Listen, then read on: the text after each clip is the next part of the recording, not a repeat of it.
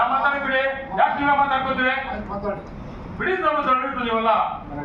ಅಧಿಕಾರಿಗಳನ್ನ ದಬಾಯಿಸಕ್ ಮೊದಲು ಸರ್ಕಾರ ನಿಯಮಗಳೇನಿದೆ, ಸರ್ಕಾರ ನಿಯಮಗಳಿಗೆ ವಿರುದ್ಧವಾಗಿರೋ ಅಧಿಕಾರಿಗಳು ಹೋಗಿದ್ರೆ ಸೀರಿಯಸ್ ಆಗಿ ತಗೊಂಡ್ರೆ ನಾವೆಲ್ಲರೂ ಕೂಡ ಒಟ್ಟಿಗೆ ಒಗ್ಗಟ್ಟಾಗಿ ಅದು ಬಿಟ್ಬಿಟ್ಟು ಕೇಂದ್ರ ಸರ್ಕಾರ ಅಂತ ಹೇಳ್ತದೆ.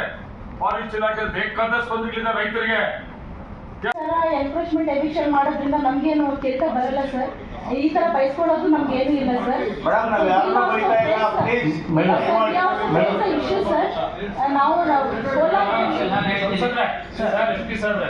ನಿಮ್ಮ ಅಧ್ಯಕ್ಷತೆ ಸಭೆ ನಡೀತಾ ಇದೆ. ತುಂಬಾ ಧನ್ಯವಾದ. ಸಭೆ ನಾನು ಕೂಡ ಭಾಗವಹಿಸಿದ್ದೆ.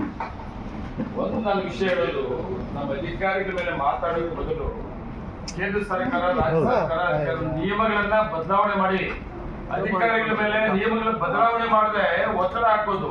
ಇವತ್ತು ನೀವು DFO ಮೇಲೆ ಮಾತಾಡ್ತಾ ಇದ್ದೀರಿ, ನೀವು ಸುಪ್ರೀಂ ಕೋರ್ಟ್ ಒಂದು ಆರ್ಡರ್ ಹೇಳ್ತಾರೆ, ನಾನು ಕೂಡ ನೋಡ್ಕೊಂಡ್ಬಂದಿದ್ದೀನಿ. ರಾಜ್ಯ ಸರ್ಕಾರ ಒಂದು ನಿಯಮ ಹೇಳ್ತದೆ, ಕೇಂದ್ರ ಸರ್ಕಾರ ಒಂದು ಹೇಳ್ತದೆ. ಅಧಿಕಾರಿ ನಾ ಮಾತಾಡಿ ಬಿಡಿ. ಯಾಕೆ ನೀವೇ ಮಾತಾಡ್ಕೊತೀರಿ? ಬಿಡಿ ದೊಡ್ಡ ನೀವಲ್ಲ.